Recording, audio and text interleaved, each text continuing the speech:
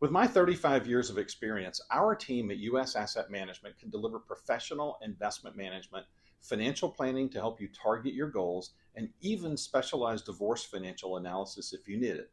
We are here to help you make better decisions with your money.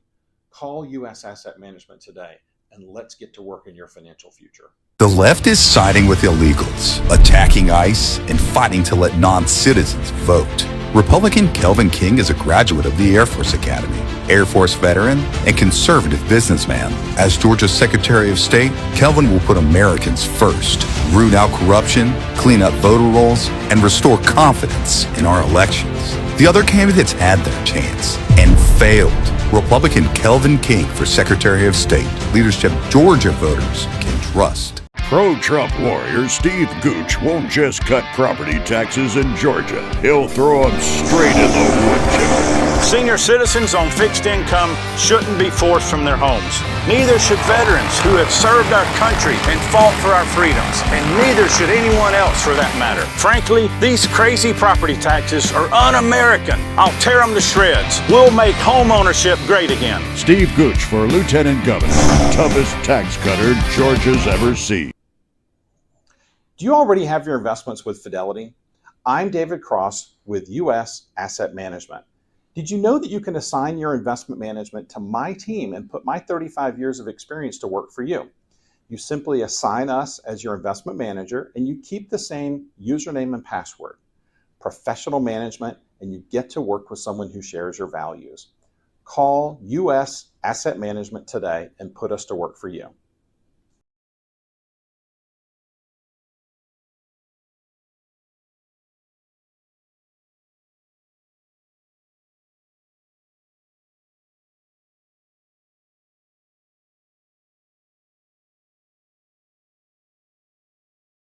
What happens in Georgia gets revealed one by one as the facts are unsealed.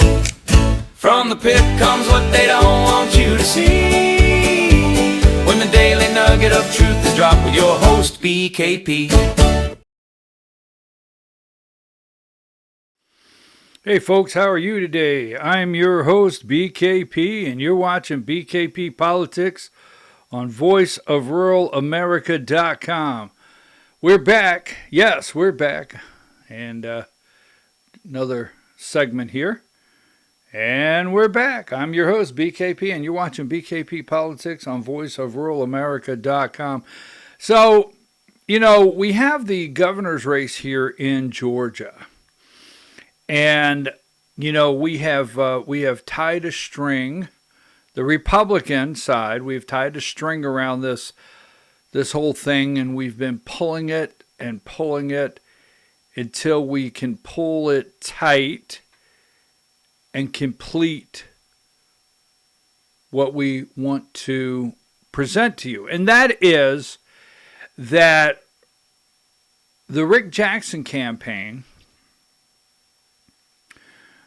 let me come right out of the box. Rick Jackson is running to beat Donald Trump. And I will explain that. So we're going to talk about today the Republican ruling class of Georgia. Yes, we have the Republican ruling class. We have the Georgia Republican royalty. Yes, we do. We have royalty. You know, you can see everybody line up when the royalty shows up at the one of the events, right? We have the Republican royalty that we're going to talk about, and then we have the incestuous, right? Incestuous Republican circle. So there's three things I want to really wrap up today with Donald Trump: Republican ruling class, the Georgia Republican royalty, and the incestuous Republican circle, and how they almost, well, I'll explain in just a minute. Now, we have Rick Jackson. Rick is running for Mr. Jackson. We'll call him Mr. Jackson. Rick Jackson, the CEO or chairman of Jackson Healthcare out of Cumming, Georgia, Alpharetta, Georgia. He is running to be the governor of Georgia. And we remember we started out, as we've said multiple times, we can't figure out why. I can't get the why Rick Jackson is running. So we have done it piece by piece and worked on it all the way around. And we get where we really want to be today. And today we're not attacking anyone. We're not going after anyone. We're just going to be very clear on what's going on right now with Rick Jackson, how it's a full circle, and we're going to bring it all the way around. And you have to tell the whole story or it cannot be told. Period. You have to tell the whole story. Now, Rick Jackson is running for governor, but and he has made several campaign promises, and we have told you over and over, we don't quite understand why he would want to leave this 47,000 square foot mansion in Cumming, Georgia, and why he would want to leave this palatial office in Alpharetta, where I think it's like $110 or $20 million office complex. It's enormous, and he has a big corner office there. We have said over and over, why would he want that? Well, we're going to explain why. Does he really want it? Does it matter if he loses? I mean, if Burt Jones is not the nominee for the Republican Party, does that equal a win for Rick Jackson? If a Democrat wins the governor's office, does that equal a win for Rick Jackson? If Rick Jackson just does not win at all, as long as Burt Jones is not the next governor of Georgia, does that equal the win Rick Jackson is looking for? And is Rick Jackson trying to accomplish this win for himself and for the people he continues to make these campaign promises for, like lowering your taxes and, capping property tax and state income tax and crime and illegals and deporting or is the real win for Rick Jackson the fact that Georgia no longer will have to deal with Donald Trump?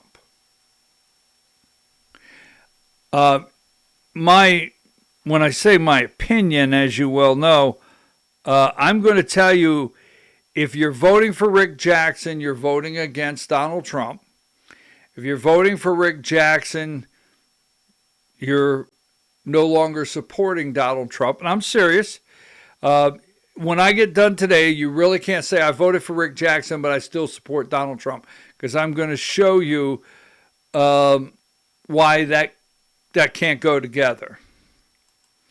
Now, keep this in mind. Burt Jones is endorsed by Donald Trump. Now, Donald Trump has a couple more endorsements in the state. All right? He has a couple more endorsements in the state. He's got Jim Kingston. Looks to be a slam dunk. Let's not count that. But in the 1st Congressional District. And he has congressman. He has an endorsement in the congressional race in the 10th District, where he's endorsed Houston Gaines. Look like pretty solid wins right now, but we'll find out on May 19th, Election Day, or after a runoff. But that being said, the real endorsement that's left in Georgia, you realize there's just one. And we're going to go through how many endorsements Trump has made in Georgia and some of the history. This is it. This is the last one. This is the big one. This is for governor. Now,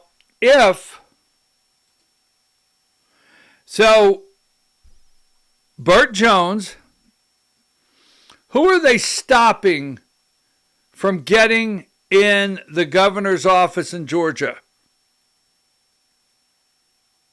You see, there's two reasons.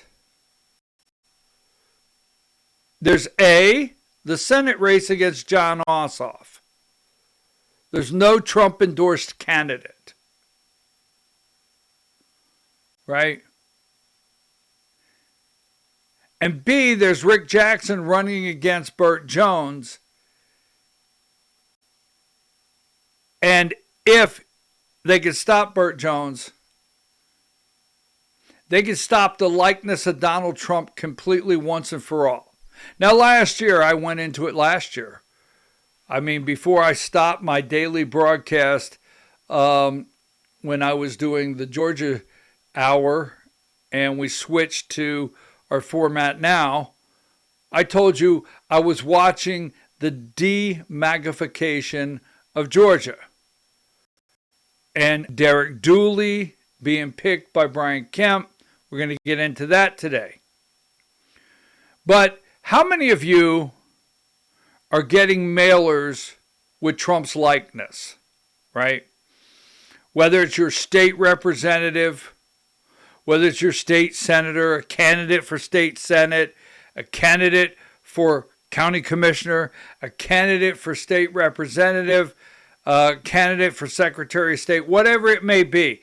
How many of you are getting flooded with mailers every single day with President Trump's likeness on the mailer, and when you get it, you look at it and you say, they don't support President Trump.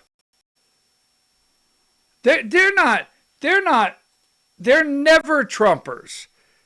They don't support President Trump. How many of you are getting those? Because the mailbox is full. Because right now, Trump is very popular in Georgia.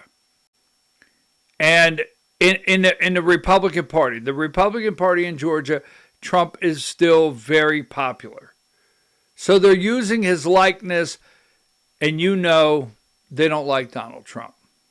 Now, as soon as let's get into this. And let me explain one thing before we go too far. The figurative meaning, I told you, the incestuous Republican circle. In a professional or social context, incestuous describes a group, industry, or community that is excessively close, exclusive, and resistant to outside influence. Right? When a group is described this way, it means the people within are consistently interact with, hire, promote, or cover for one another, right? That's what we got. This usually implies a negative situation where there is a lack of fresh ideas, objective oversight, or fairness to outsiders. So that's why I say we're going to deal with the incestuous Republican circle in Georgia today. The entire thing. Now, so the primary is May 19th. The runoff is Tuesday, June 16th. And last week we showed you that you see every Rick Jackson political investment made in 2016, Rick Jackson made a political investment with none other than Jeb Bush, right, $550,000 or something to a political PAC supporting Jeb Bush. Rick Jackson made a major investment in Jeb Bush. Donald Trump ended that, right? Second, we've talked about Jeff Duncan.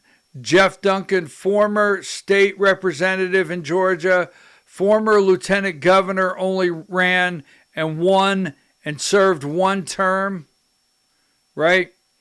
Was supposed to serve 2 terms and then run for governor, but major investment from Melody and Rick Jackson, Melody Jackson, Rick Jackson's wife, and Donald Trump ended that investment that the Jacksons put in one of their political friends.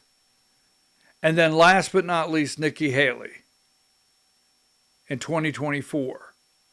So Rick Jackson has put an end to all. Donald Trump, I apologize, back up. Donald Trump has put an end to all of Rick Jackson's investments.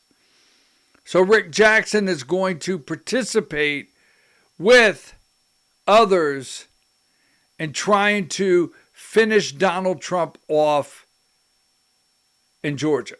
You realize if Burt Jones would win the nomination, and if Burt Jones would become the next governor of Georgia, Donald Trump will have the red carpet and he will be welcome in the state of Georgia, right? Well, what if Burt Jones wins and Donald Trump gets invited to the Gold Dome, the governor's office, right? What if right here, when Burt Jones is sworn in, Donald Trump attends?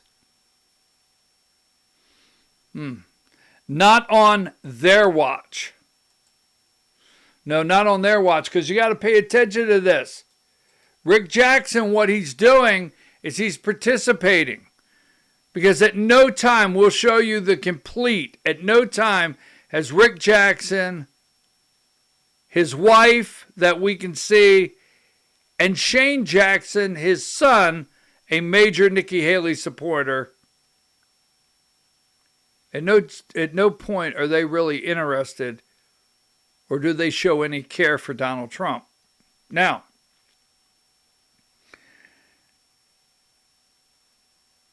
if there's a runoff in the elections, it would be Tuesday, June 16th. Now think of Tuesday, June 16th, 2026, and put that in your mind before we go any further.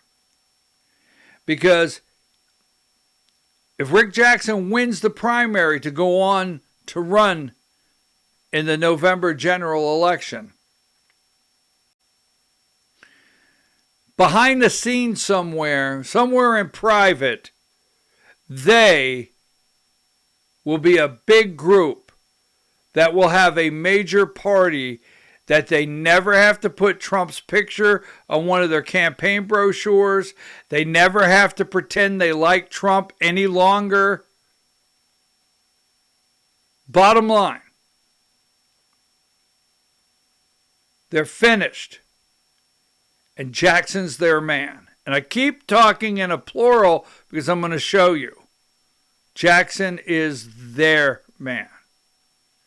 What's 50 million? What's 100 million to Rick Jackson? It can be recouped. We'll just say. All right, moving right along. Now, we have to start here. Remember, Donald Trump praises Georgia governor during visit to hurricane damage in East Georgia. So, Donald Trump, President Donald Trump, and Brian Kemp in Evans, Georgia, when was it? Around October 2024, they got together, right? Shook hands and made a deal. We've talked about that quite often, All right. So here you go. Now this was after, we'll go back to the rally where Trump and Kemp had a falling out. Trump and Georgia governor use hurricane recovery to make first 2024 appearance together. All right. And they made a deal. I've always told you about this handshake. President Trump and Brian Kemp in the handshake. Right there. But then what does Brian Kemp go and do? He goes and picks Derek Dooley all by himself. So, President Trump wins the election. Brian Kemp and Donald Trump have an agreement, right? That they would, and we got to start here for a reason, because at the top of our ticket for the Republican side we've got to go up against Jon Ossoff. And Jon Ossoff has raised more money than anyone. He's raised more money than any other Senate candidate out there. Our candidates on the Republican primary side haven't even come anywhere close. Nowhere close to compete with him money-wise. So at the top of the ticket, we need a good, solid candidate. So the Republicans need to be unified together. So we have the Trump base, we have the middle that could go either way, and then we have the people that don't like Trump at all, but that will vote for Trump or did vote for Trump. But they don't like Trump. Bottom line. It's the way it is in Georgia. I've always told you there's about 3 lanes. Now, so what we need at the very top of the ticket is we don't need a battle royale. We don't need a Senate battle. We need one candidate going for the primary in the Senate on the Republican side, unified. Now, I'm not saying it's not okay that we have several other Senate candidates to go up against Ossoff, but we have a battle. Now, President Trump and Brian Kemp made a deal. All right? And I'm going to tell you, what I'm telling you is exactly true. You may disagree. You may have people push back. As I say, the uglies come out. There was a truce, all right? And the goal. There was a goal. After Trump and Kemp famously buried the hatchet in the final stretch of the 2024 campaign to secure Georgia, a lot of pressure was put on Kemp to run for Senate. Remember? After Ossoff himself, Trump and national Republicans viewed Kemp as the absolute best to flip the seat. So a lot of people talked that maybe Brian Kemp should run for Senate. That would be the top of the ticket. When Kemp ultimately declined to run in mid-2025, reports surfaced that he told Trump's camp he would work alongside the president to coalesce around a unified consensus candidate. The goal was to avoid a bloody, expensive MAGA versus establishment primary that had cost Republican key Senate seats in the past. So, Kemp tells he's not going to run for Senate. And he says, hey, you know what? I'm going to tell the Trump team, don't worry, tell President Trump, we're going to find a consensus candidate. Put my name on it and put Trump's name on it. Well, there you go. Bottom line. Regardless if it cost Republicans, regardless if it cost you and I in Georgia, a Republican senator, there was no way under the sun that the Kemp family was going to come together and support a candidate that had Donald Trump's name on it. Not going to happen. I'm just telling you, not going to happen. So the truce that they made, you see, we would have all the money in the bank stacking it up to run against Ossoff. We challenge Ossoff with a unified candidate that has a Trump endorsement and a Kemp endorsement, right? We're going down that lane. We don't have Buddy Carter. We don't have Mike Collins. We don't have Derek Dooley. We don't have any battles in the Senate side.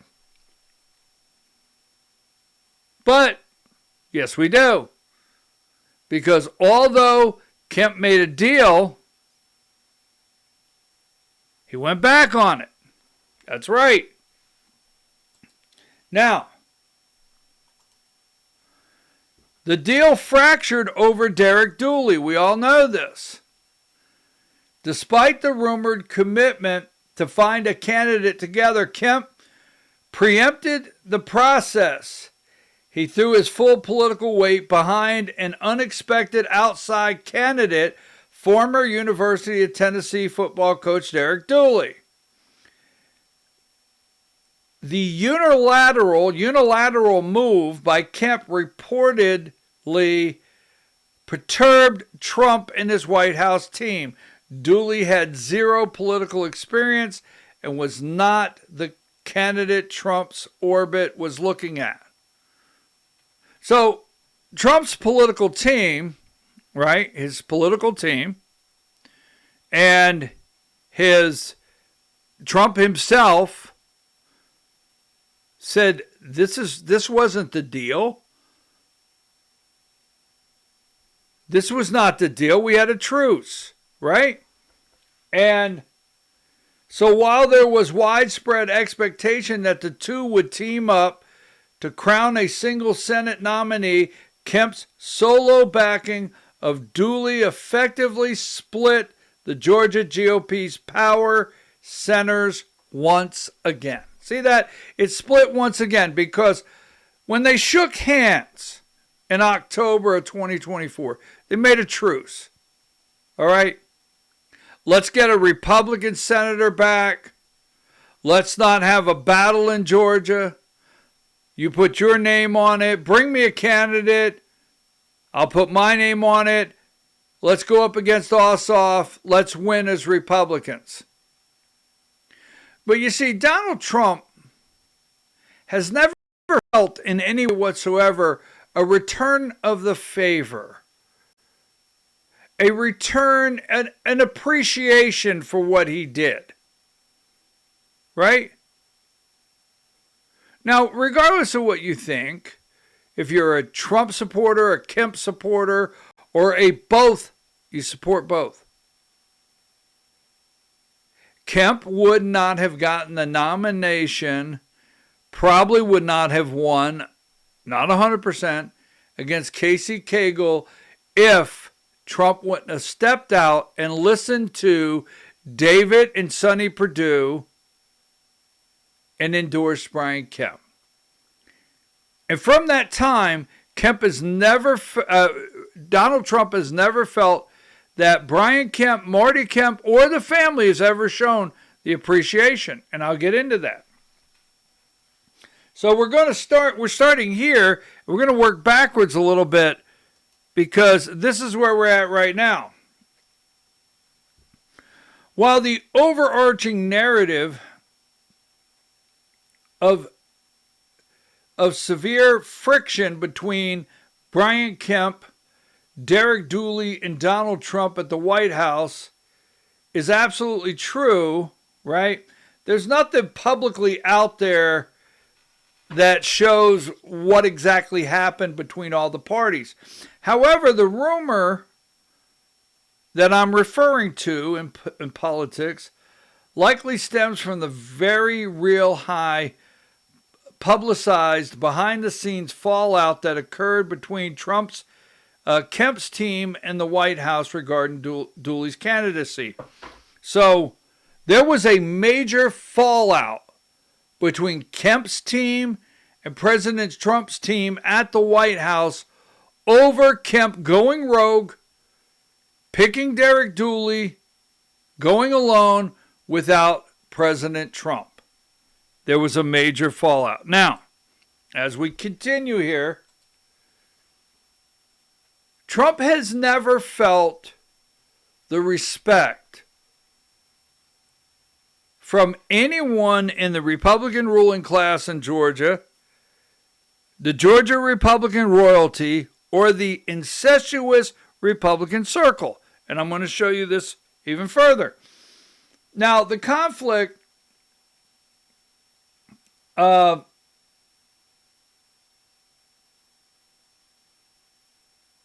instead of coming to a joint agreement, Kemp blindsided the White House by unilaterally endorsing Dooley, a former college coach with zero political experience, who notably admitted he didn't even vote for Trump in 2016 or 2020.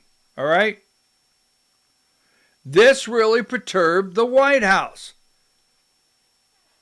Now, not only, it's almost like Brian Kemp said, okay, Derek Dooley, so you're telling us you didn't vote for Trump in 2016 or 2020? Yes. There you go. That's what we like about you. Right? So the truce, remember that. I've always told you that. The handshake in Evans in October of 2024, right before the election. Brian Kemp and Donald Trump had an agreement.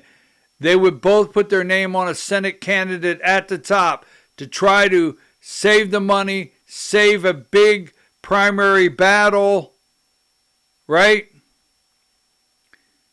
And now what we have is a Senate candidate, Derek Dooley, that is in third place, and I mean a distant third place, with Brian Kemp's endorsement as the Senate candidate, and we have no Trump-endorsed candidate in the race.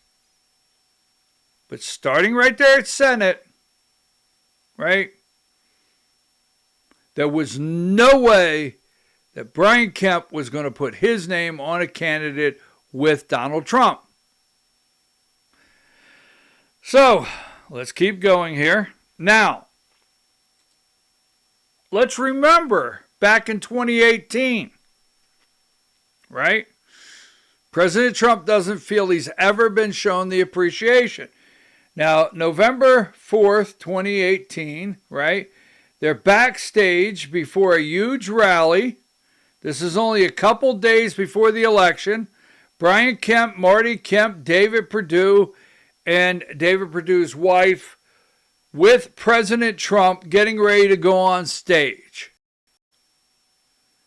Up against, right, Stacey Abrams. Now, keep in mind, this rally, I think, in Macon, just a couple days before this election in 2018, where 50-some thousand, I think, attended, Brian Kemp only won this election against Stacey Abrams by no more than like 50,000 votes. Now, this is a general election. Now, Donald Trump did not have any interest in getting involved in the Georgia race. David Perdue and Sonny Perdue went to him and said, please endorse Brian Kemp. Now, here is the rally. This is Brian Kemp coming out. What a crowd to welcome President real Donald Trump in Georgia. Right? November 4th, 2018. Now, Trump is okay at this time, right? This is where Trump is fine. Still feeling energy from last night's rally with President. November 5th, 2018. Here's Brian Kemp, Marty Kemp, and the girls. Brian, Marty, and the girls on stage at that Trump rally with President Donald Trump pulling him over the finish line to beat Stacey Abrams. Get out the vote. Now, I agree with President Trump. I believe President Trump pulled Brian Kemp right through that election, and Brian Kemp became governor of Georgia with the help of Donald Trump. And if Donald Trump does not do what he did in 2018 for the Kemp family, Brian Kemp's not the most powerful governor in the United States, because Georgia's the most powerful governor's office. He's never felt. Now, I'm going to bring this all the way around for you, right? Now, here's July 18th. Keep this in mind. July 18th, 2018. Brian Kemp's running against then Lieutenant Governor. Brian Kemp's the Secretary of State. He's running against then Lieutenant Governor Casey Cagle, right? And in the primary, Donald Trump gets involved for Brian Kemp. On July 18, 2018, this tweet goes out from Donald Trump and completely, basically ends the Casey Cagle campaign. Ends it. Brian Kemp is running for governor of the great state of Georgia. The primary is Tuesday. Brian is tough on crime, strong on the border, and illegal immigration. He loves our military. He loves our vets, protects our Second Amendment. I give him my full and total endorsement. This is the primary of 2018. Now, here is the GOP at that time in 2018. Brian Kemp is an incredible fighter and tireless champion for the people. Vote Brian Kemp. This is the GOP, where President Trump is here doing a rally. So, now, we just talked about 2018. Brian Kemp becomes governor. Now, the very first thing that happens, right, is when Johnny Isaacson retires as Senate, President Trump, we're not going to spend a lot of time, but we do want it on the record, President Trump asks Governor Kemp nicely, could you please appoint Doug Collins to be the next senator, right? When Johnny Isaacson retired as senator, President Trump asked Brian Kemp, could you please appoint Doug Collins to be the next senator, to fill the term for Johnny Isaacson? And Governor Kemp basically ignored that. And I think that might be the first major move that Trump basically said, wait a minute. Come on now. Show some appreciation. I helped get you in office. But it feels like Brian Kemp, Marty, and Brian Kemp's family ended that appreciation after the 2018 election. Now, here we go. Remember this right here. Let's go back to Rick Jackson now. Rick Jackson's running for office.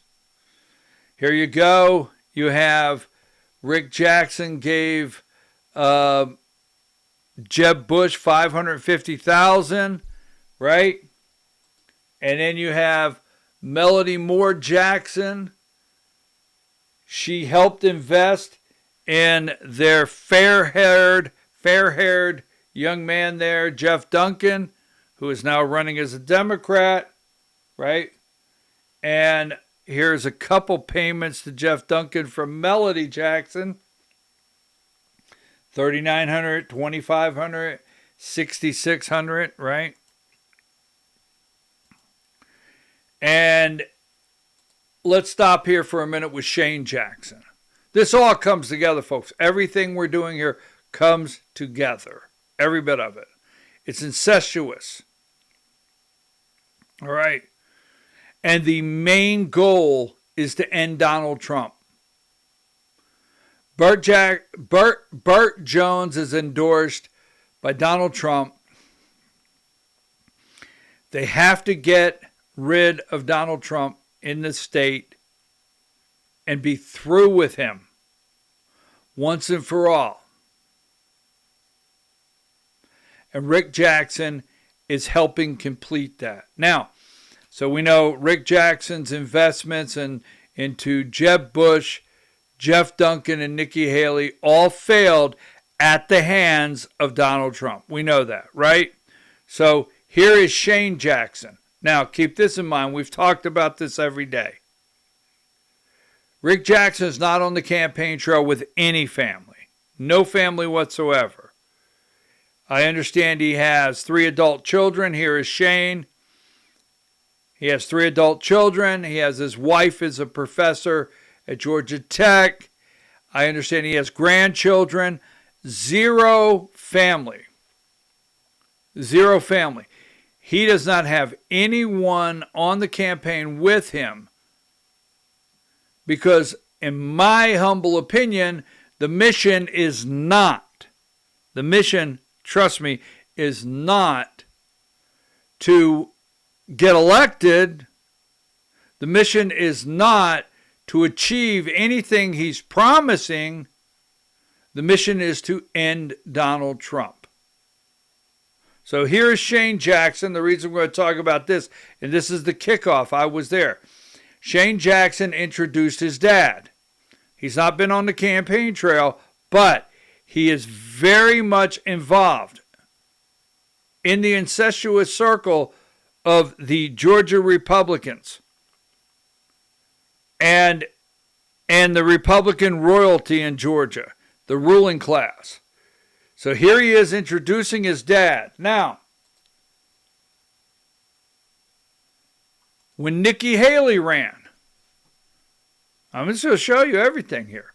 When Nikki Haley ran in 2024 against Donald Trump, that was backed by Rick Jackson. Yes, there was a small group. Watch, you're going to have to pay attention because some names are going to come back that you're going to hear. Yes, there was a small group of current and former Georgia state lawmakers who publicly endorsed Nikki Haley during the 2024 Republican presidential primary. While the majority of the Georgia Republican establishment largely stayed out of the primary fray or aligned themselves with Donald Trump, Haley did secure the backing of a few notable figures from the state legislature. Pay attention to the names. We're going to come back. State Representative Scott Hilton, right? Scott Hilton, State Representative Scott Hilton. State Representative Deborah Silcox. State Representative Bill Werkheiser. Former State Representative Megan Hansen, Fran Miller, Eric Johnson. Now,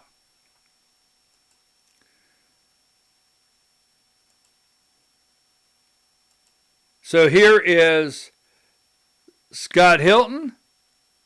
Pay attention to Scott Hilton. Here is Deborah Silcox. And here is Bill Werkheiser. Okay? Now, what's important about this? Remember, Rick Jackson sued Burt Jones for using the leadership PAC. Rick Jackson never talks about all the money he dumped into the leadership PAC to help these people that were supporting Nikki Haley. Right? You see all the state representatives that are endorsing Rick Jackson? Rick Jackson is a longtime political, he's thoroughly in it. He's been in it a long time. He is not a greenhorn. There's nothing new about this to him. He knows how it works. So he sues Burt Jones for using the political, leadership PAC, but he doesn't talk about how much money he put into the leadership PAC that was put into campaigns of people much like these that were helping his candidate, Rick Jackson's candidate, Nikki Haley. Absolutely. Nothing. You have to understand, everything I do, nothing goes back to any of them showing an ounce of respect, support, care, or effort to get Donald Trump elected president of the United States or keep him out of jail. Nothing, one more time, nothing I tell you with any of these people point to attempting, helping, supporting, caring to keep Donald Trump out of jail or helping him become president of the United States. Nothing. Now, moving right along. State Representative. Now, I wanted to look and see how much of a relationship do these three people have with none other than Brian Kemp or First Lady Marty Kemp. Now, First Lady Marty Kemp has inserted herself into Georgia politics, and we all know that. So nothing we're about to say today is an attack or go after. First Lady Marty Kemp is out there aggressively making comments, campaigning for candidates, and side by side with her husband, not just at a ribbon cutting or two. So I wanted to see what's their relationship, because these people that endorsed and were on the committee for Nikki Haley in 2024 against Donald Trump, they have a real strong relationship with the Kemps. State Representative Scott Hilton arguably has the closest personal and professional ties to Governor Kemp out of the three. So State Representative Scott Hilton has very, very close ties to Governor Kemp. I'm going to give you a reason why, because you're going to see Scott Hilton again, where he is campaigning this morning with someone by the name of Rick Jackson. But he's fighting. He supported Nikki Haley. He has a very close relationship with the Kemps. Former Kemp staffer. He's a former Kemp staffer, Scott Hilton. Before returning to the state legislature in 2023, Hilton actually worked directly for Brian Kemp. He was appointed by the governor to serve as the executive director of the Georgia First Commission, a task force created by Kemp to streamline government and cut red tape for small business. So keep in mind, Scott Hilton over here on Nikki Haley's campaign, right? Leadership, Georgia Leadership Committee for Nikki Haley, very, very close ties to who? Brian and Marty Kemp. He's out campaigning this morning for Rick Jackson. Finally, and financial and vocal support during Hilton's highly competitive 2022 and 2024 campaigns for House District 48, Governor Kemp formally endorsed him and funneled significant resources from his own leadership PAC to fund voter outreach for Hilton's race. Hilton has frequently praised Kemp's leadership, specifically citing governors handling of COVID-19. Now, same thing with Deborah Silcox.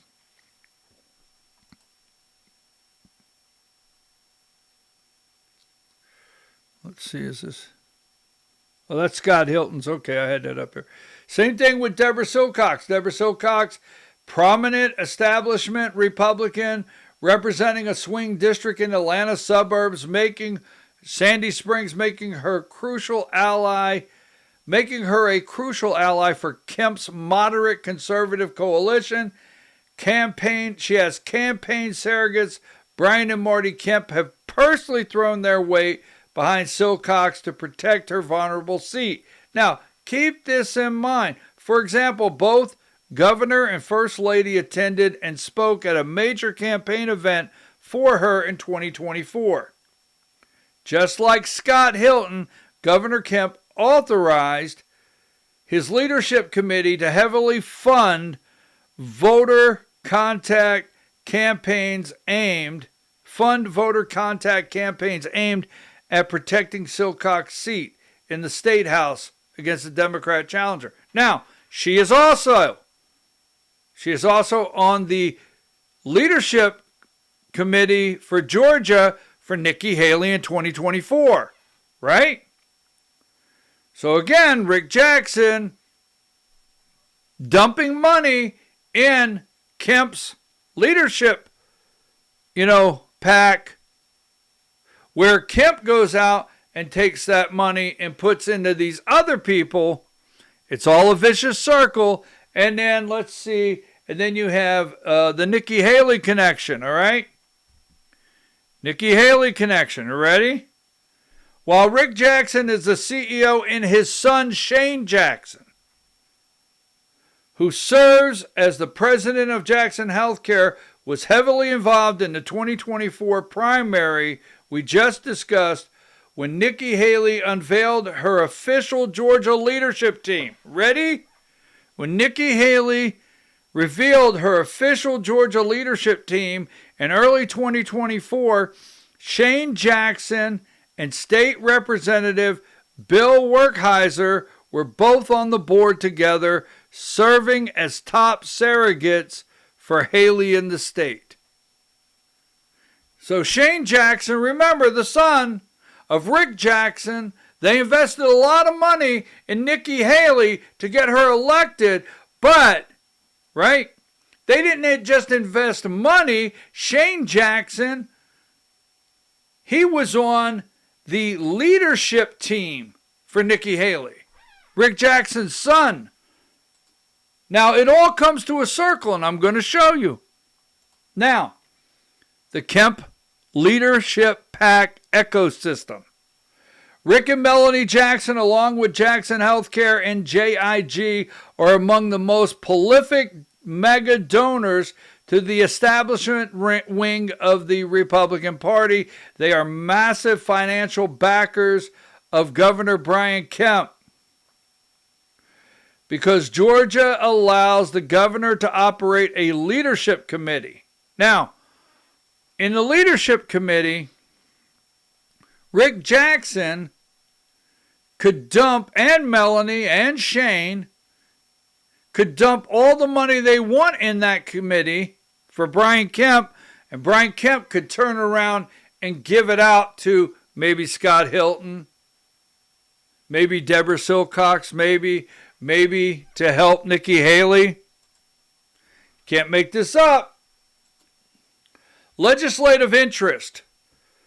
Jackson Healthcare is based in Alpharetta, and which borders the North Fulton suburb districts by lawmakers like Hilton and Silcox.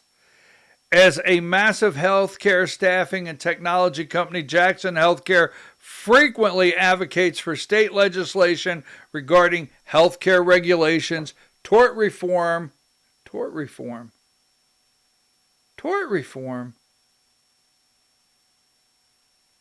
okay, and business tax credits.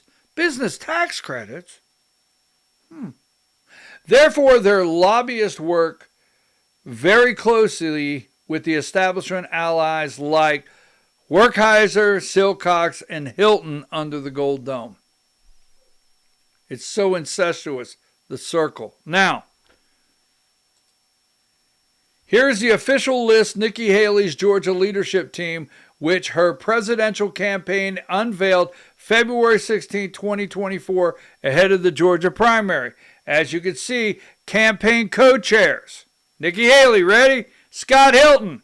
Now we're going to show you a picture of Scott Hilton out this morning campaigning with Rick Jackson. But then again, he's very close to Brian Kemp. Scott Hilton, Georgia representative, was the campaign co-chair. Rusty Paul, mayor of Sandy Springs, right, who Brian Kemp endorsed when he ran for governor again in Sandy Springs, was endorsed by Brian Kemp. Wow. Deborah Silcox, right, Georgia State Representative. Eric Turnenblatt, former chief of staff for Governor Sonny Perdue. Wow. I'm sorry. Now, state and local officials, Bill Werkheiser, right? Let me see if I have another one here I'm very interested in. Not right now. I want to get to the next sheet because we're going to get to the business, right? This is Nikki Haley's Georgia leadership team, business, healthcare, and community leaders. Shane Jackson, president of Jackson Healthcare, right at the top of the Nikki Haley, Rick Jackson's son, right at the top of the Nikki Haley, right, leadership committee in Georgia. Now, I was wondering, which I basically already know these answers, if Brian Kemp has ever said anything maybe nice about Nikki Haley. Keep this in mind. Brian Kemp's comments, yes, because you got to understand, everything we're going to tell you is nothing at no time ever points to any of these people wanting to actively show support for President Trump, endorse President Trump, financially back President Trump, help President Trump stay out of jail. The only thing they want is to get rid of President Trump. The whole group. They're all in cahoots together. Now, yes, there's record of Governor Kemp speaking favorably about Nikki Haley during the 2024 presidential primary cycle, though he ultimately stopped short of using a formal endorsement for her or any other candidate during the primary. March 2023, in an interview with the Wall Street Journal discussing the 2024 Republican field, Governor Kemp praised several non-Trump candidates. He specifically highlighted Haley's loyalty and his personal relationship with her. Now, keep in mind, Nikki Haley came and campaigned for Brian Kemp in the 2022 election. We'll get to that in just a minute, right? Campaigned for Brian Kemp in the 2022. Nikki Haley came and campaigned for us. I've known her over the years, so I'm kind of like everybody else. I'm just seeing how things are playing out and keeping an open mind. The 2022 connection, Kemp's positive remarks about Haley, are rooted in her support during the 2022 re-election bid when Donald Trump actively tried to unseat Kemp by endorsing a primary challenger, David Perdue. Haley publicly broke with Trump and traveled to Georgia to campaign along Brian Kemp. Now, as we continue to say, don't forget, none of these people point to anything. Now, Rick Jackson gave Trump a tip like he's a waiter at the restaurant of $1 million in 2025. So, Milwaukee, remember? Wisconsin, the first debate. Trump did not go to the first debate. He did not debate during the primary at all. He didn't have to. But Brian Kemp showed up at that debate in Milwaukee, where Nikki Haley was considered in that group the front runner. Governor Kemp makes surprise visit to Milwaukee for GOP debate, calls Trump a loser, remember? Although he's not running for president in 2024, Brian Kemp was in Milwaukee for the first presidential debate. Kemp appeared during a segment of a Ruthless podcast outside of the forum and continued his verbal attack against the former president. I think the Trump campaign is making a big mistake not being here. They are my loser tonight, Kemp said. He compared Trump's dominant lead to an unnamed Super Bowl featuring the Atlanta Falcons. Now, you remember when the Atlanta Falcons were up by an enormous score, right? Enormous score against the Patriots and lost. Kemp is trying to say at this time he might be up, but remember the Falcons? So you remember what happened, right? You get complacent. You get into prevent defense, he said, of the cautious football strategy. You try to start spinning all the stuff instead of answering tough questions like everybody else behind us is going to do tonight, right? The governor is no fan of Trump, who blamed the governor for the 2020 defeat of President Joe Biden in Georgia, and then unsuccessfully tried to oust him from office. If you're as good as you say you are, get your ass on there, answer the questions, fight it out, let's get it done, said Kemp. That's just my opinion. So Kemp went after Trump, actually, to me, in effort to help Nikki Haley. So keep this in mind. Nikki Haley, in the 2024 presidential primary, Rick Jackson, this is his last. Remember, the first one is Jeb Bush. The second one is Jeff Duncan. Now, Nikki Haley, this is his last defeat by Donald Trump, who crushes Rick Jackson, crushes Shane Jackson, crushes the Kemps, right? Scott Hilton, all the ones that are backing Nikki Haley. Are you one of the nearly 78,000 Georgians who cast a ballot for UN Ambassador Nikki Haley in the presidential primary? 78,000 people. I'm pretty sure I can find Shane Jackson, maybe his dad, maybe his stepmom, Melody Jackson, maybe Marty, Scott Hilton, right? The list goes on. They're all in it together to get rid of Trump. Every one of them.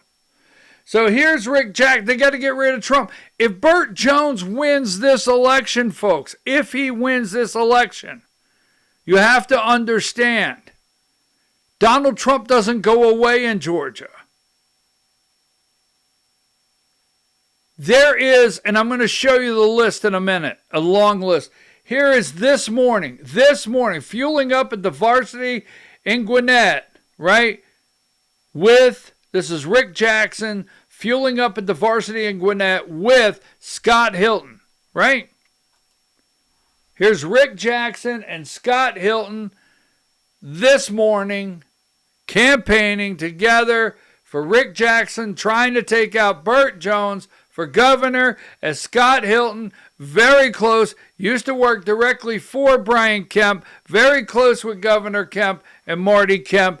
Also, one of the co-chairs, Scott Hilton, to the Nikki Haley, right? Do you think when Scott Hilton and Shane Jackson were both on the Nikki Haley leadership committee in Georgia for her campaign for president, that Rick Jackson wasn't well aware of Scott Hilton then? This is all true. If you have cast a vote, this is the toughest I have been yet. If you have cast a vote for Rick Jackson, you did not cast a vote against Burt Jones. You cast a vote against Donald Trump. These people are evening the score against Donald Trump.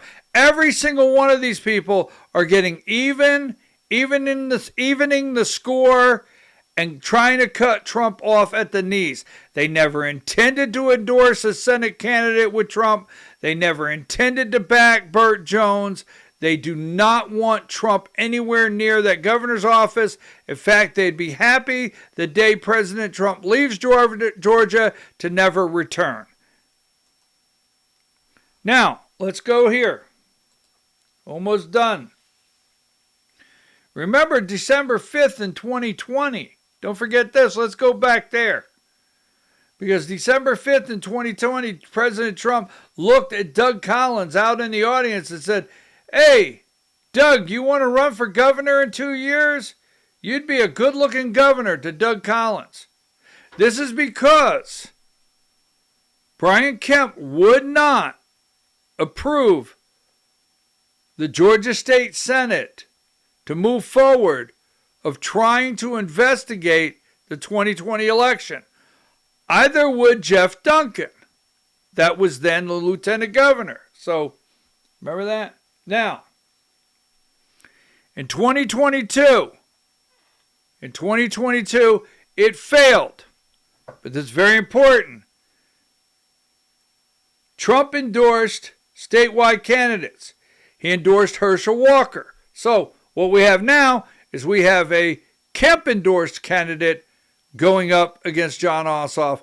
No Trump endorsement in the race. What we had then in 2022 is we had Herschel Walker, Trump endorsed. Kemp would not endorse him. He went up against Warnock and lost. Governor David Perdue challenged Brian Kemp. Trump endorsed Secretary of State Jody Hice. Ran against Brad Raffensperger. Trump endorsed. John Gordon challenged Chris Carr. Chris Carr can't stand Donald Trump. Trump endorsed. Commissioner for Insurance. Now, you want to wonder why. Now, I've showed you how much money Melody Jackson and Rick Jackson have donated to John King. And John King really tried to pull off a nice job, like he really supported Donald Trump. But don't forget, right? Patrick Witt was a Trump-endorsed candidate who challenged John King for insurance commissioner. Now, out of this list in 2022, right, normally these candidates wouldn't have had to run against anyone. But don't forget, lieutenant governor in 2022, Trump endorsed Burt Jones. Burt Jones became the lieutenant governor. Now, they feel, when I say they, Rick Jackson, Marty Kemp, Brian Kemp, all the establishment in the Georgia political royalty, right? The Republican ruling class, they all feel in 2022, Burt Jones rode Brian Kemp's coattails into the lieutenant governor's office. So they're not going to support Burt Jones. No way. Because see, Burt Jones was in this group. That's how they see it. He was in this group. That's right. No way will they support Burt Jones. Now, Donald Trump held 2 campaign rallies in Georgia that were specifically focused on shaping the 2022 primary. All right, because he was highly focused on unseating incumbent Republicans who upheld the 2020 election results. Keep that in mind. So, in 2022, he had an event in Perry, Georgia, September 25th, 2021. And then he had a rally March 26, 2022 in Commerce, Georgia. That was trying to be a kingmaker, flex his muscle, and get rid of Brian Kemp all the way down the list. Chris Carr, get rid of Chris Carr, Brad Raffensperger. Now, going into 2024, let's go into 2024. We're going to go back into 2024, and we're going to come right around to the close. Now, don't forget, 2024, we know all the support Nikki Haley had. We have the suspect support of Brian Kemp and Marty Kemp. Suspect support. We have the support of Rick Jackson. They thought they could get rid of, hopefully, in 2024, Donald Trump. Georgia, they were eyeing Georgia. Most of the country establishment, the Never Trumpers, the Lincoln Project, whatever they were all eyeing Georgia as an opportunity to get rid of Trump. Marty Kemp, remember, said Donald Trump did not earn her support. Remember that? And she would probably write her husband's name in. Now, Marty Kemp and the girls, as the governor, we want to make sure we're not attacking anyone's family. As Brian Kemp would refer to them, Marty and the girls, right? Marty Kemp and Brian Kemp. Marty Kemp has never shown appreciation for Donald Trump. Now, in 2024, we have all the things that took place in 2020, right? All the things that happened where President Trump put out X post or tweeted out negative things about Brian Kemp, her husband, had people run against her husband. So the interview, right? Let's see, is this it?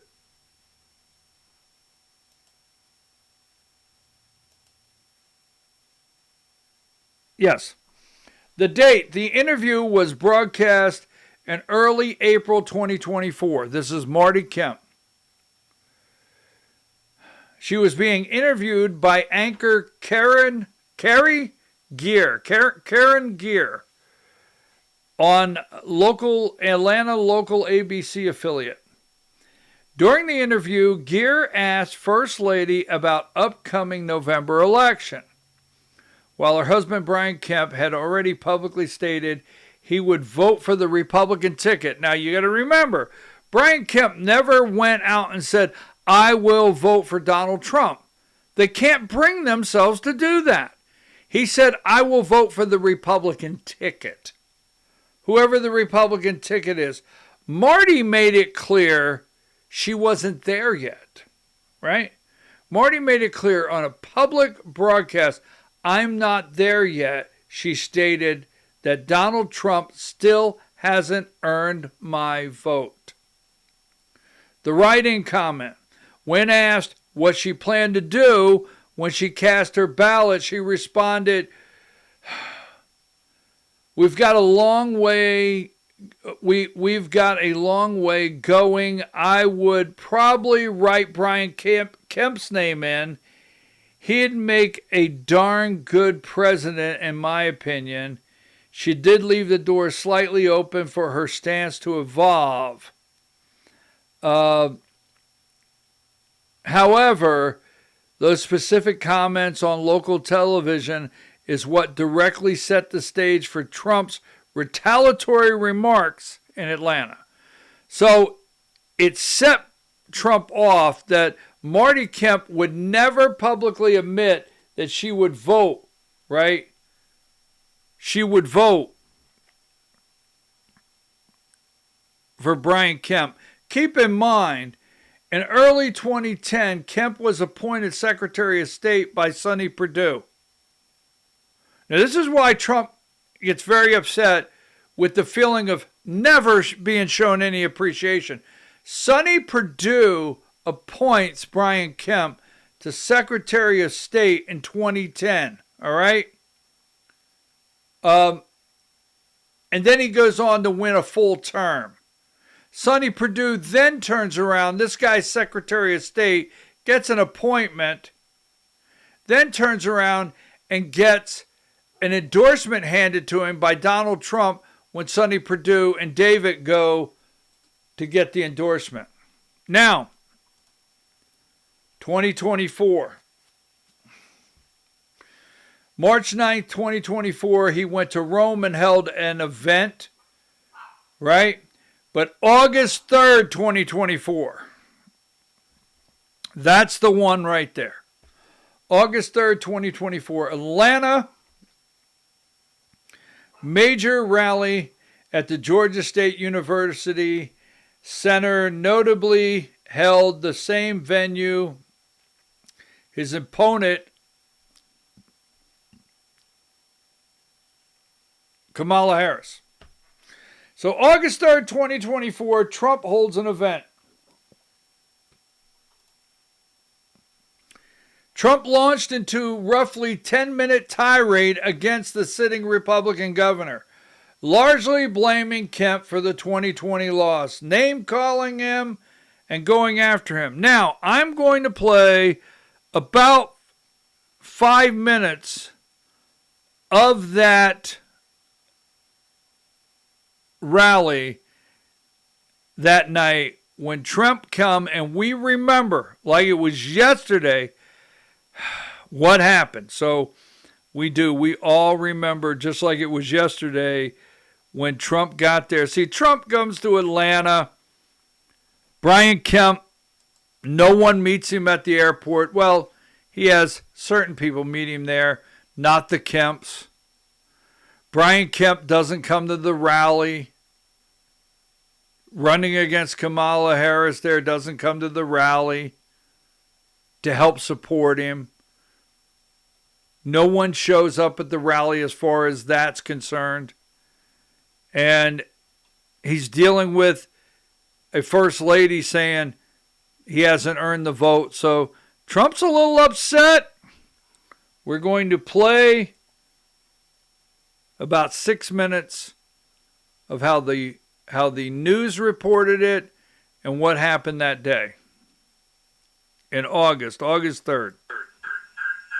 Stacey Abrams, he said that, and his wife said it too. I said, well, you won the nomination, so let's do some big rallies. And I did them out at an airport, massive rallies, 55,000 and 52,000. There may have even been a third, I don't know. I remember 2 monster rallies. And I said, you're going to win? He said, I don't think so, sir. I said, no, you're going to win. I'm telling you, I can tell the vibe of the people. I'm like, I think, David, 287-0 in the last 12 months with endorsements. People respect my endorsement, and I respect them, and I love them. I love them. But,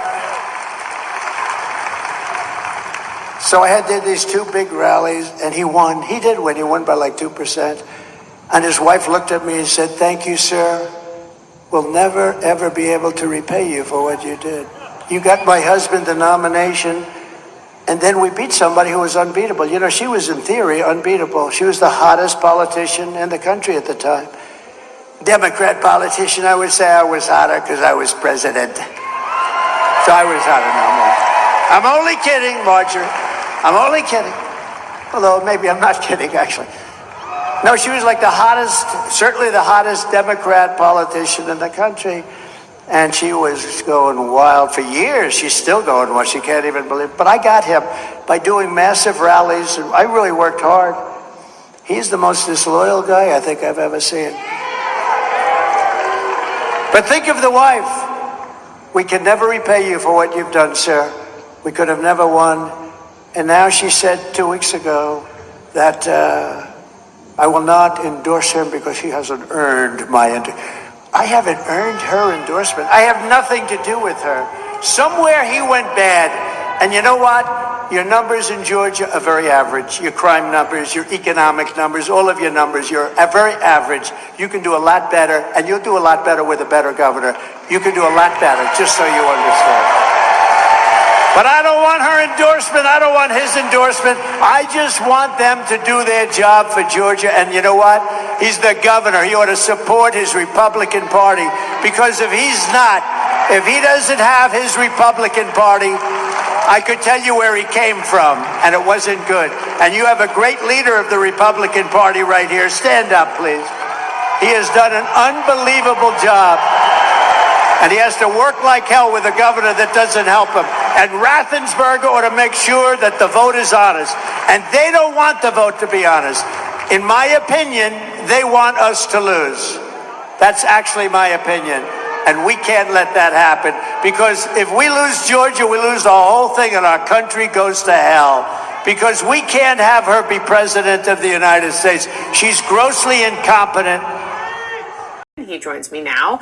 Jeff, always wonderful to have you. And of course, you were very much involved and present for and witnessed what happened with Donald Trump in the state of Georgia. You also, of course, worked very closely with Republican Governor Brian Kemp, who, again, won in Georgia and has proven that Republicans can win statewide in Georgia, where Donald Trump, of course, lost. Your reaction to Donald Trump renewing his attacks on these 2 men, your former colleagues, over the weekend?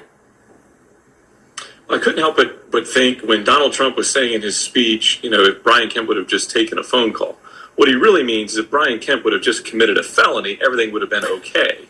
That's really what Donald Trump's trying to say. The real story here is what Republican leadership has done in Georgia over the last 8 years, almost 8 years, and really seen Republican principles and policies really work and grow the economy and to continue to improve education. It had nothing to do with Donald Trump. But look, this is his game. He walks down the street, he finds somebody to sucker punch. So he looks big, he looks strong. And the problem is now really shifted to the Republican Party because they sit there and cheer him on from the other side of the street instead of doing something about it. It's almost like they're more addicted to the blood sport than they are the actual party. So, What's the pressure on? Your governor, Kemp, and Raffensperger are doing everything possible to make 2024 difficult for Republicans to win. What are they doing? I don't know. They got something in mind, you know, they got a little something in mind. Kemp is very bad for the Republican Party. Under these kinds of woke radical left policies, Atlanta is like a killing field, and your governor ought to get off his and do something about it. He's a bad guy, he's a disloyal guy, and he's a very average governor. Little Brian Kemp. Bad guy. But think of it. I got this guy, just think, and then that's it. I got this guy nominated, I then got him elected. Without me, he doesn't get nominated and he doesn't get elected. He's a bad guy, and he's not doing this country a good service. People are looking at Georgia with Fani and her lover and all of the other things saying, what the hell is going on in Georgia? What the hell is going on? The radical left Democrats rigged the presidential election in 2020, and we're not going to let them rig the presidential election in 2024.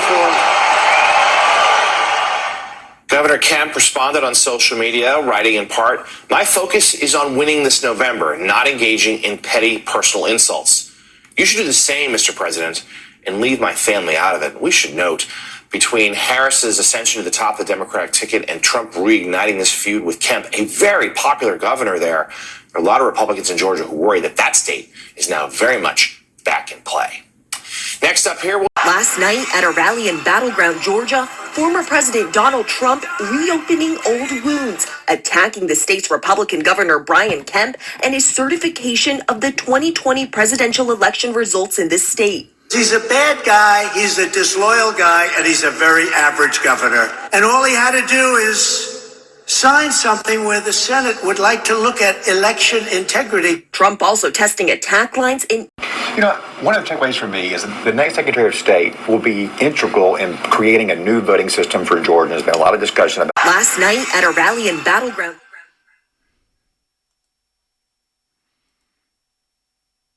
All right, folks, that was in August of 2024. And, you know, look, President Trump, disloyal, and his wife never said thank you. That's the way Trump's seen it. He was very upset that night. And at no time did they ever show their appreciation.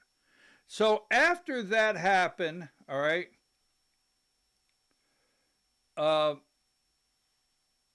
they ended up brokering a truce, right? They ended up brokering a truce. And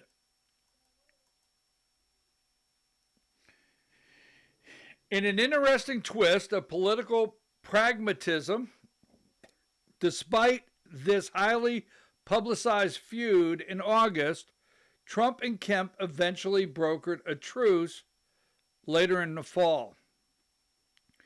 Kemp activated his political machine to help secure the state, and Trump went on to win Georgia in November. Now,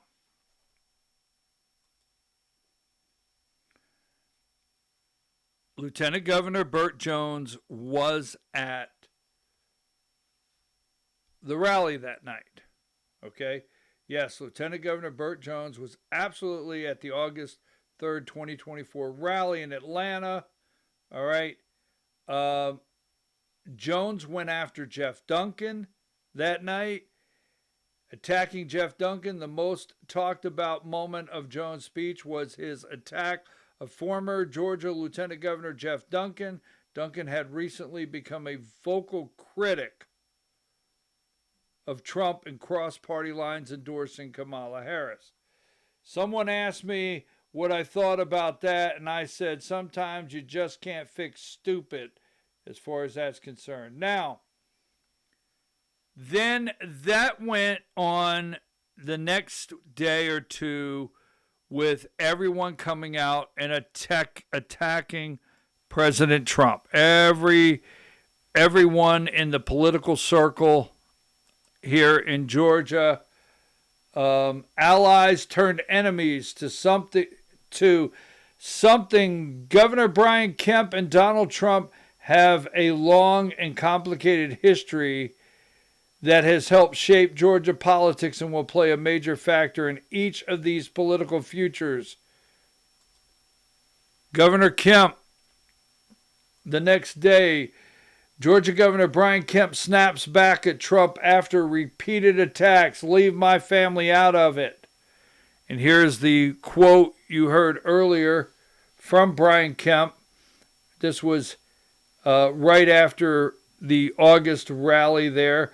My focus is on winning in November and saving our country from Kamala Harris and the Democrats, not engaging in petty personal insults, attacking fellow Republicans, or dwelling on the past. You should do the same, Mr. President, and leave my family out of it. Patricia Murphy at the AJC. Brian Kemp is the most popular Republican in Georgia, even more popular than Trump himself. It's like he's trying to lose, talking about Trump, right? As a Georgia residents were posting, as a Georgia resident, he's going to lose this state again. There's a reason Brian Kemp won by large margin, but we voted for Biden and elected 2 Democrat senators. There's a lot of Republicans here. A lot of them really don't like Trumpism. These are the kind of comments that were coming out after that August rally where Trump went after Brian Kemp, Marty Kemp, Brad Raffensperger, Chris Carr. Here is Chris Carr. Joan and I stand with Brian Kemp and Marty Kemp. Georgia opened first during COVID. Record economic growth, leading the nation in the fight against criminal street gangs and human trafficking, right? So there is Chris Carr going after Donald Trump. John Burns, Speaker of the House. The Georgia House has been proud to work alongside Governor Kemp, and I've been proud to call him my friend. We'll continue to work together to make Georgia the best place to work, live, work, and raise a family. That's the Speaker of the House of Georgia, John Burns, right? Here is the Corey Tower. As you all know it, this is John Burns here. Here is the Corey Tower. Corey Tower, a defunct 300-foot tall steam plant smokestack standing over downtown Atlanta, enters the chat. It's owned by Bill Corey, a Kemp ally who leased part of the property to his campaign a few years ago. And the tower says, Kemp, #1, Georgia, America. Here is Andy Stanley, Pastor Andy Stanley. So grateful for Brian Kemp and Marty Kemp. Now, Eric Erickson, I always call him the blowfish of Georgia, Eric Erickson. The real problem with Trump mouthing off about Republicans is that there are still enough of them who will vote for him but don't like him. Now, don't forget, these are very important. The reason I'm reading, they don't like Trump, okay? Who will start to rationalize in their head that they can survive 2 years of Harris and take back the House and Senate in 2026. Keep bullying, demanding unity and loyalty while showing none in return, and you have a recipe for disaster. See, Eric Erickson's letting you know at this time, right, that we can sit back and wait. We can get a Democrat. We can just wait for 2 years. The Trump rally in Atlanta, another Eric Erickson quote, a Trump rally in Atlanta makes it more likely Kamala Harris wins Trump is his own worst enemy, he wrote. Donald Trump is really trying to build unity in Georgia by attacking the sitting Republican governor, whose ground game he will need to win, and also the governor's wife. Well, he just can't help himself. And if he loses, it'll be because of this stuff, not a stolen election. Eric Erickson going on to say, Trump either lost or had stolen the state of Georgia. It wasn't stolen by less than 12,000 votes. He needs a ground game to maximize turnout in the state and doesn't have it. The one guy who does is Brian Kemp, and Trump just attacked him and his wife. Well played.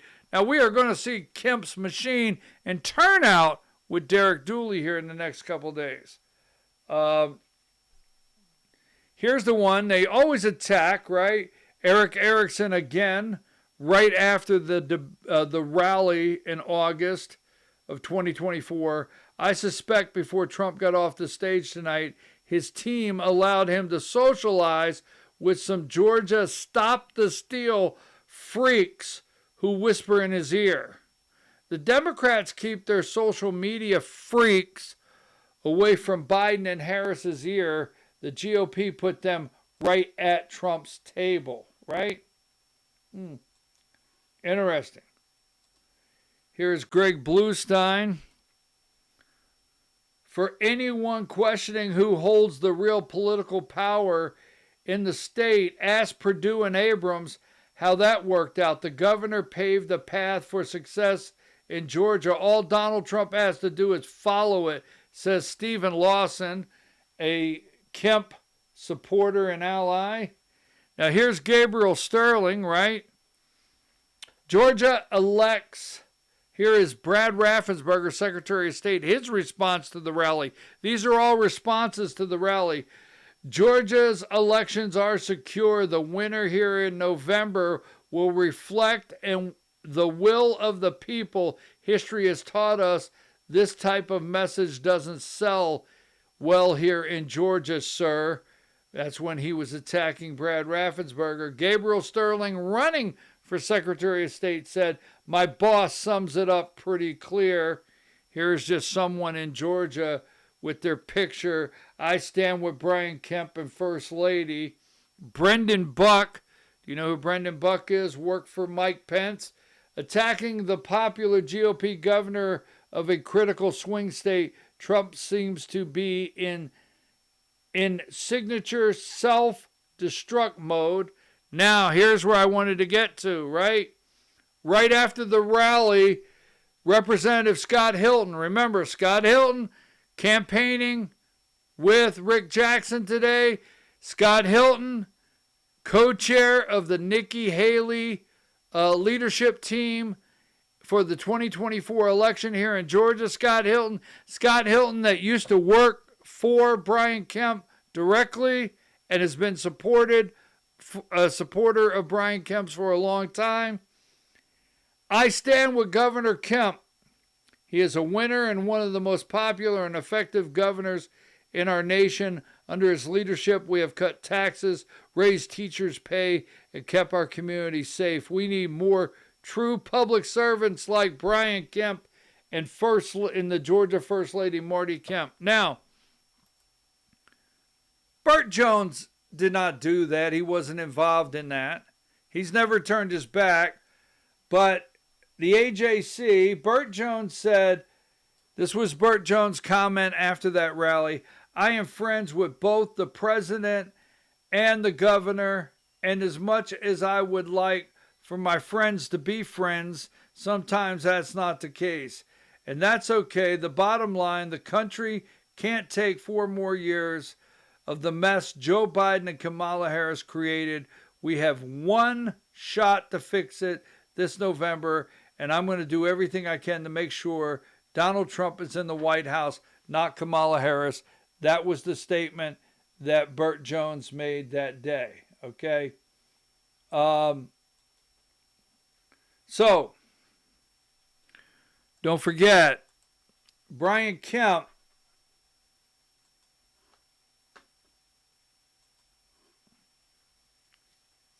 there was a time in Georgia. See, this is July 19th, 2018. This is when it all started, right? Remember, Brian Kemp's running against Casey Cagle for the lieutenant governor, for governor in the Republican primary. Remember, the Republican ruling class, the Georgia Republican royalty, the incestuous Republican circle. Remember, they went to President Trump at that time. He didn't even know Brian Kemp. He didn't know Brian Kemp. They went to President Trump at that time and said, do us a favor, endorse Brian Kemp over Casey Cagle in the primary. This was unheard of.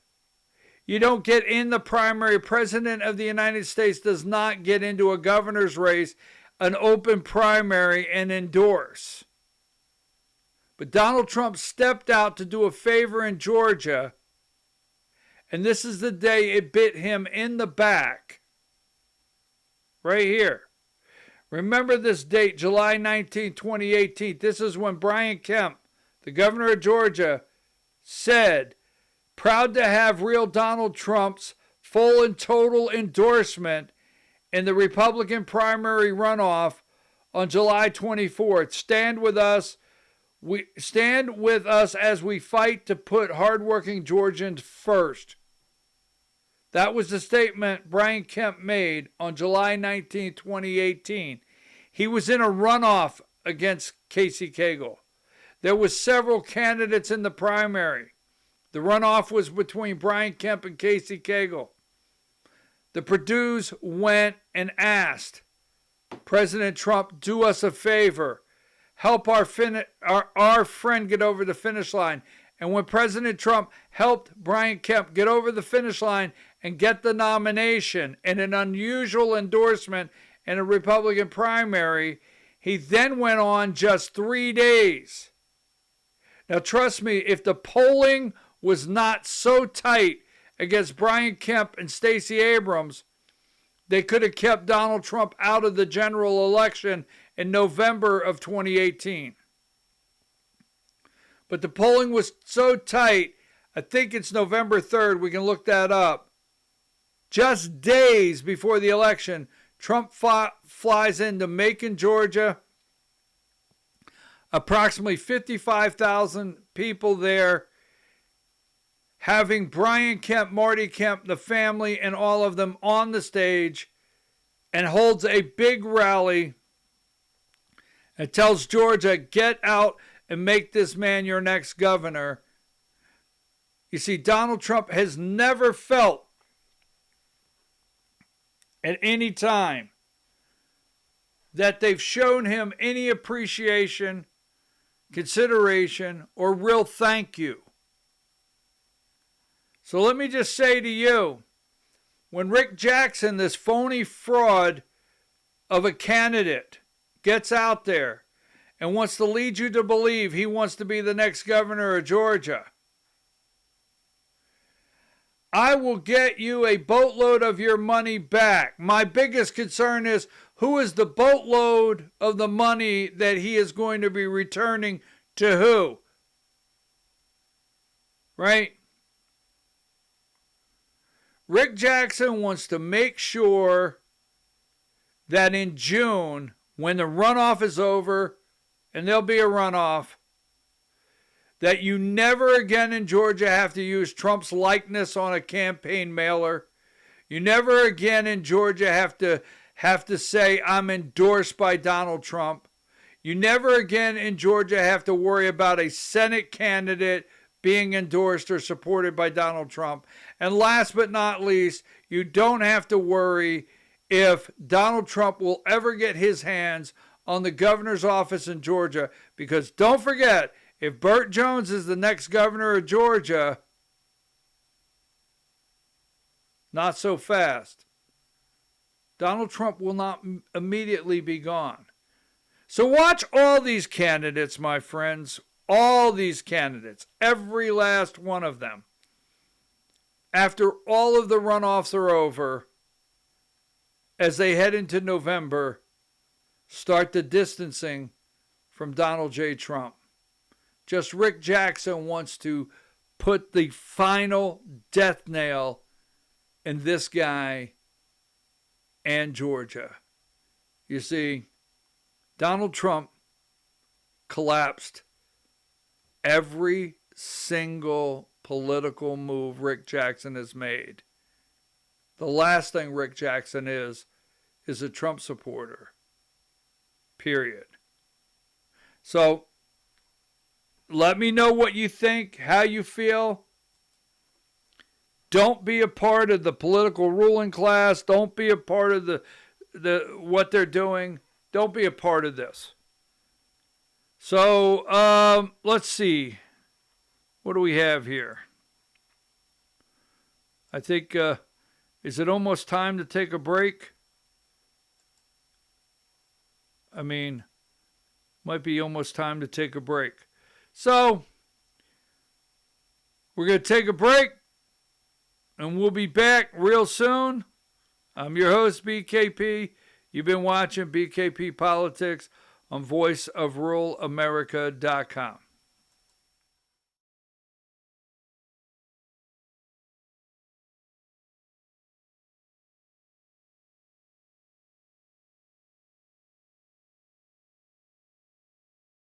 With my 35 years of experience, our team at U.S. Asset Management can deliver professional investment management, financial planning to help you target your goals, and even specialized divorce financial analysis if you need it. We are here to help you make better decisions with your money. Call U.S. Asset Management today, and let's get to work in your financial future. The left is siding with illegals, attacking ICE, and fighting to let non-citizens vote. Republican Kelvin King is a graduate of the Air Force Academy, Air Force veteran, and conservative businessman. As Georgia's Secretary of State, Kelvin will put Americans first, root out corruption, clean up voter rolls, and restore confidence in our elections. The other candidates had their chance and failed. Republican Kelvin King for Secretary of State, leadership Georgia voters can trust. Pro-Trump warrior Steve Gooch won't just cut property taxes in Georgia. He'll throw them straight in the wood chipper. Senior citizens on fixed income shouldn't be forced from their homes. Neither should veterans who have served our country and fought for our freedoms. And neither should anyone else for that matter. Frankly, these crazy property taxes are un-American. I'll tear them to shreds. We'll make home ownership great again. Steve Gooch for Lieutenant Governor. Toughest tax cutter Georgia's ever seen. Do you already have your investments with Fidelity? I'm David Cross with U.S. Asset Management. Did you know that you can assign your investment management to my team and put my 35 years of experience to work for you? You simply assign us as your investment manager and you keep the same username and password. Professional management, and you get to work with someone who shares your values. Call U.S. Asset Management today and put us to work for you.